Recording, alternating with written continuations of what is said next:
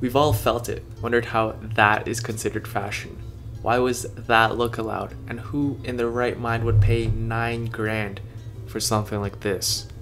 Luckily, it's not you, and there's reason behind these outrageous fashion shows. I'm Jeff, and today we're going to be looking at why fashion is so confusing. Let's jump into it. First and foremost, we must iron out some definitions. When I say fashion, I mean fashion.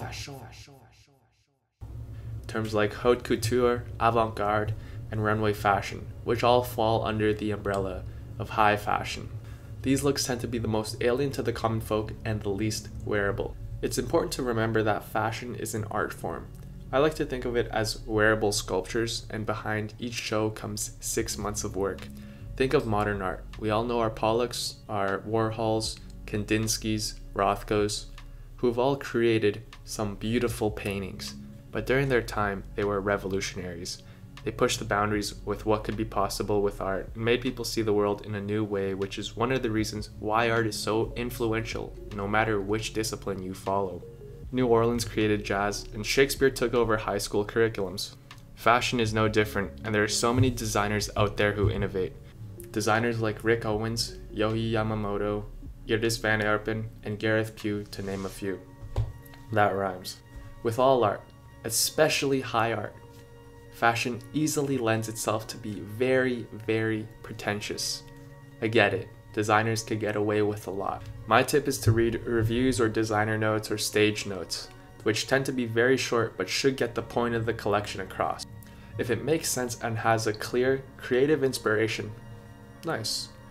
If it is vague and uses broad, sweeping words, the designer probably didn't have a clear vision. You decide. Now, it isn't always easy to come up with new ideas from scratch, so often designers will reference historical backgrounds. Sometimes it isn't enough to appreciate a garment face on, so you'll have to do some additional digging. Some common references are old logos, materials, silhouettes, or color palettes that draw homage to previous shows. An example is when new designers take over existing fashion houses. Sarah Burton is the creative director of Alexander McQueen now, and she uses a lot of those classic tailored McQueen suits and looks that we all came to love with the brand. And she's incorporating that with the way she wants to take the brand. And I'm all here for it because it's incorporating those historical looks but making that transition towards where McQueen wants to be right now. So, good job, Sarah Burton. Another method, instead of referencing past looks, is that designers may also opt for presenting looks on current social issues. With a huge influx of media and social justice like the Yellow Vest movement in France or the recent Black Lives Matter protests, designers can easily make an impact on others by presenting these views on the runway. Now listen, most of these looks are tacky and are way too obvious in reference to the cause, but some are done really well. I remembered seeing one of these shows about black slavery, and I'll see if I could try to find it again. It was by a smaller designer, but I'll link it in the description box, or I'll play it here if I find it. But yeah, the reason I liked it was that it was subtle and it talked about the social issues, but it made it into a real fashion show instead of just being a billboard that says support Black Lives Matter, you know. It's creative. It was creative. I liked it. Finally, I may have alluded to this before, but not everything is good. Don't fool yourself to like something if you don't, because a successful or well-known designer put it out. Trust yourself. Well, how do you put all these tips to use? Well, you could go onto Vogue Runway.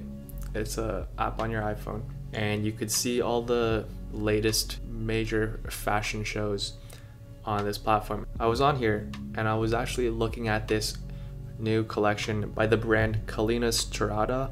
I've never heard of it before, but right off the bat, I didn't like what I was seeing. The reviews for the Collina Strada pre-fall 2021 kind of changed my perception because I get it now. I get why it's going for this bright and crazy look. It says that this brand was handpicked from Gucci to collaborate in their latest project, and I could see how they made that connection with this and Gucci, and While it's not growing on me, I appreciate the work that's been put into this collection. And so you don't have to like everything, but if you understand and you see the vision, that's all you need. They also reference a low-cut skirt from Tom Ford back when he used to be the creative director for Gucci. So there is historical reference if you read into it. Eventually, with time, you'll see all this kind of working together for you, and you'll get a better understanding of high fashion, how things work, how things look, and it's just nice. And remember, naturally, your taste will change with time. So if you don't like something now, give it time. Give it a year, give it 2, come back to it. With that being said, you don't have to understand everything to appreciate what you're seeing or wearing. At the end of the day, if a piece gives you an emotional response that you enjoy, buy it. Don't worry about what people think about it or what you don't know about it, because if you like it, go for it. That's the whole point of fashion, self-expression. Nice. If you made it this far, thank you.